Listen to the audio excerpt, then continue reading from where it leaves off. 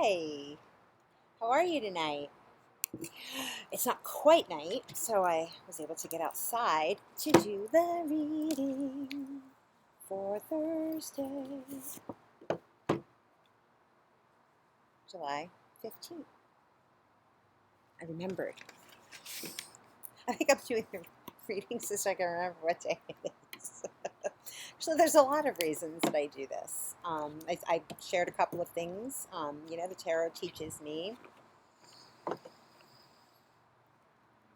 how to separate my own emotional cast on things, situations, realize what's mine and realize where that doesn't belong and where it does belong. So reading the tarot, the nuance of that is that, you know, we do have to feel into the cards and, feel the intuition and feel our feeling that comes up for it. But then, also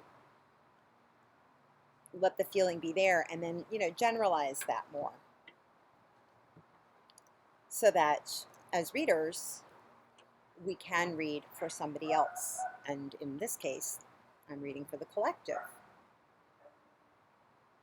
So if we're reading, if you're reading for somebody and, all this stuff is coming up for you in the middle of a reading and you don't realize it, yeah.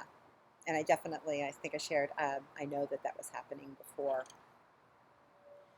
But it's helped me as a therapy tool, if you will, learn to work with art, work with imagery, work with archetypes, and separate my own needs, my own desires, my own cast. And I think the cast was the word that I used, C-A-S-T, not C-A-S-T-E. I'm not of the caste system. In order to provide an objective viewpoint. An interesting question came up, and actually I'm inspired to use the tarot, the Wild Unknown tarot. Kim Pran's, my neighbor, she's like afraid of, so that and if, for instance, she's afraid when the cards come up in reverse and assume that you have to be an advanced reader in order to work with that dynamic. And I said, no.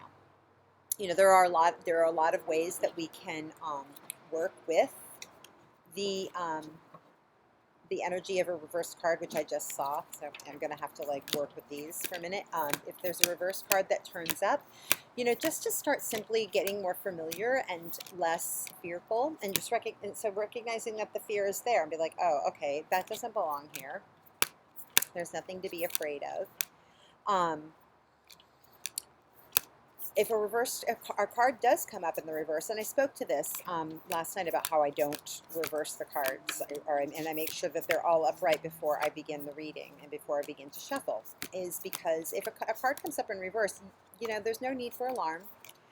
What it does, very simply, is it draws emphasis to the upright aspects of the card. It's, any kind of aspects of that card. The reverse is, and there's more to it, yes, but a good way to start working with it is just to consider it as an emphatic statement about that card, the aspects and the attributes of that card. So there's a little tarot trick for you. Don't be afraid if they come up in reverse. It's not doom. But it does show that there's the darker aspects of something maybe coming up. And by darker, it just means that just the unknown, the unexpressed aspects. That's the darker side of anything. Okay? So that's just a little something for you there. So this is the Wild Unknown Tarot that we're using tonight. Thank you to my neighbor Courtney for inspiring me to use this deck tonight.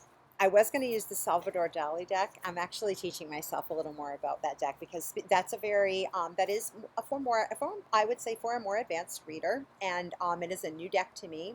There's a lot of art that Salvador Dali brought into that in addition to his own, artwork that he used to create this deck.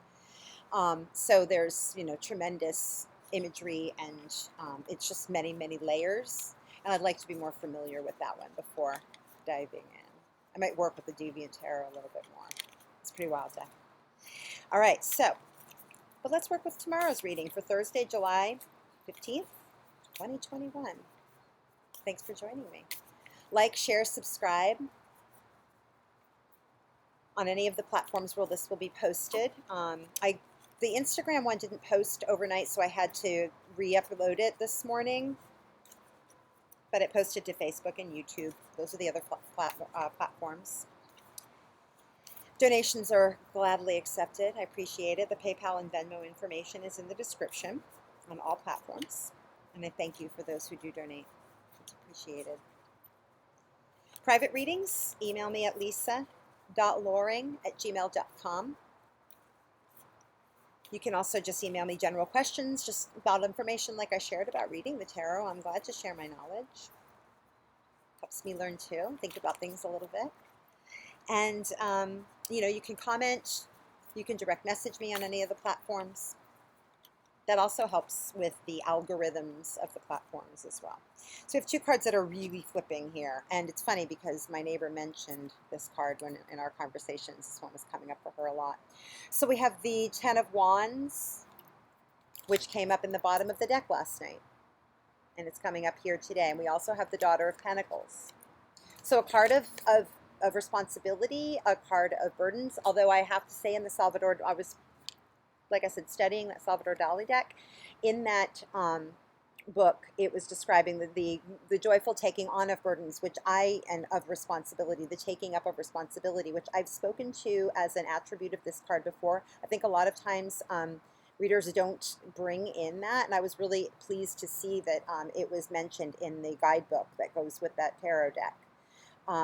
Usually it's a card of, I have too much going on. But, and paired with this Daughter of Pentacles, it might be like, we're really new at handling finances, handling our resources. We're just getting good at it. There's also, the Daughter of Pentacles is also a card. It would be considered like the Page of Pentacles in the traditional tarot. So this particular card shows that there's a rainbow of promise. We see that here. And then in this, it's, that we're just getting started, but there is a rainbow of promise that we will get very good at what we're doing as long as we stay focused. So I'm feeling, that joyful taking on of this new way forward. Although it may feel daunting, we actually do when we feel kind of new at it, we do have the equipment and the wherewithal and the skill set to handle this. It may feel like a little burdensome, but let's just one day at a time. We'll get to this rainbow. And yeah, I like that. I like those two coming out together. What else do we have? There might also be uncertainty about how we're going to manage it. Maybe the way forward hasn't become clear about, we're managing our resources, we're managing our finances, we're more respectful to what's around us, and we're more interested and engaged with what's around us. That's another attribute, of the Page of Pentacles or the Daughter of Pentacles in this, is that, getting very interested and engaged, and there's lots of opportunities, and also another, symbolism of the rainbow, lots of opportunities.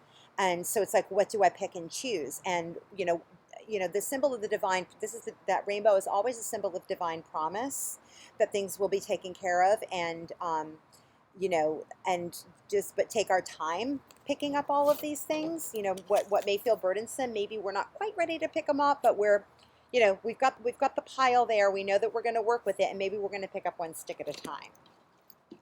But we're also very interested in it. We're engaged. We're not really sure quite which one we're going to pick.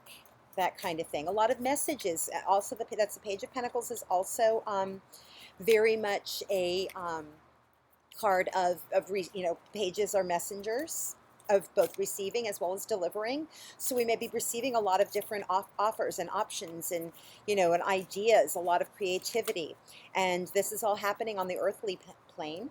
Where how to manifest these things on the earthly plane. So there's lots of opportunity when we're not really sure which one to take up. There's also that message feels like it's coming through for me as well. See if it resonates with you. All right, what are the other messages that we have here for... And actually, I'm going to go ahead and angle the camera down so you can see what we are working with so far. There's that Page of Pentacles and the Daughter of Pentacles, and then the Ten of Wands. See what other messages are coming through for Thursday, July 15th, 2021.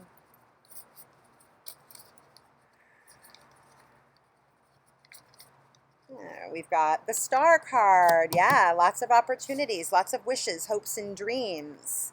Major Arcana. Love that one. Card of Aquarius. Might be some, so again, Aquarian energy where, you know, lots of us have heard how we're moving into the Aquarian age. And that's not a light switch. Remember, we didn't just go from boom Pisces to boom Aquarius. You know, there's more to it than that. It's something that we move into, but, and we are all here. All of us wanted to be here for this time, whether or not it feels burdensome.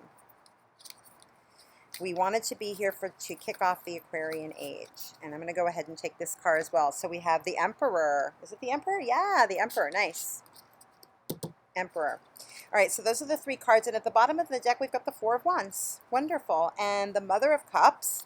You know, the this Queen of Cups energy was coming through for me just in passing as I was thoughtfully working on some house chores. Justice coming in, yin and yang energy. And the Nine of Cups. Okay, so let's take a look at what we've got here. All right, so we've talked a lot about these two cards here, so I'm going to move on to the Star card. So the Star card is a card of our hopes, wishes, dreams.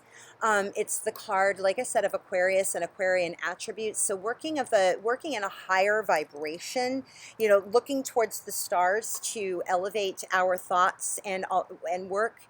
What I'm getting right now is to not look at it, to be not distracted by appearances. So we have, if you know, don't be fooled by what you see. Go deeper than that. Go beyond. You know, stay with something beyond what, you know, what's going on the earthly plane. So although this may be very much a distraction right now, and you know what's going on right in front of you on the earthly plane, we've got this this Star card here, which gives us the opportunity to look above and beyond, and not just at, you know, what's happening right at our own feet. Not just be so distracted by this bundle of, I don't know what to do with all of this stuff. You know, again, trust that the opportunities are there that will help us. And to really anchor, to go back to what our hopes, our wishes, our dreams are, our heart-centered desires, in order to help make sense of this tangle. You know, I was immediately drawn when I pulled the card to how much of a tangle this is. More often in the traditional tarot, when we see this card come up, it's actually a pretty neat bundle. But this is kind of a mess, isn't it? We're really not sure how to make heads or tails of it. But the way to that is definitely through just following the heart, and although, you know, a lot of people mistakenly feel that, you know, Aquarian energy is a very detached energy. It actually is, but it's not. It is a detachment that is called detachment with love. When you're really operating in a skillful way with that kind of energy, it's detachment with love. And it's you know, letting the energy of any given situation, you know, take its own course, realize that it has its own journey, that these kinds of enmeshments and entanglements are no longer appropriate, you know, and those kind of codependent. Aquarian energy is definitely not codependent energy. You know, it's living out our own heart's desires, and it's more of an interdependency rather than a codependency. Very different energy, right? When I even say that. So these hopes, these wishes, these dreams, you know, marching to the beat of our own drum. That's an Aquarian attribute. You know, that's something that, you know, we can consider. And you're definitely following your heart, and you're kind of staying, and it's a staying in your own lane, but yet realizing that you are driving alongside other people on the proverbial highway. And a major arcana card, we have two major arcana cards here, that, are cards denoting that we are on more of a highway rather than, and I was also describing to my neighbor that minor arcana cards are more that kind of, tooling around, doing your everyday errands and moving around in your own neighborhood, whereas the major arcana cards are more about working on the highway, like those signposts that you can't ignore. Like, you're not going to blow by, like, this is a signpost to take a particular exit. You're not going to blow by it. And with the Emperor card here, you're definitely not going to be blowing by anything, and so this also speaks very much to what I was saying about being in your own lane. This guy here is definitely not enmeshed or entangled in anybody else's business. He's running an entire empire. He's not just running a kingdom. And this can be even though it's an emperor card and it would denote a masculinity. One of the things I picked up when I looked at this justice card, I said the yin and the yang, which is true. The justice card would definitely be looking at things as a black and white. An emperor would be doing that, being able to be very decisive, very balanced in its and discerning in its way of being and running things.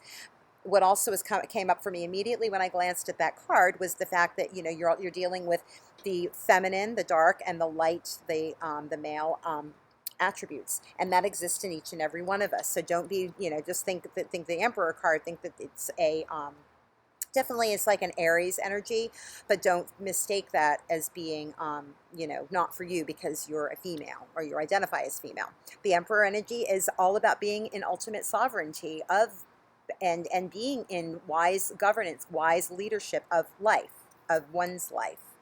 And when we are following our heart, we are operating within our own sovereignty. And so coupled with this is like really, really solid, support that we're going to be working in that kind of energy, where we are working to not only our best interests, but singular and solely, but we're working in the best by following our heart's desires and being very authentic and being very truthful.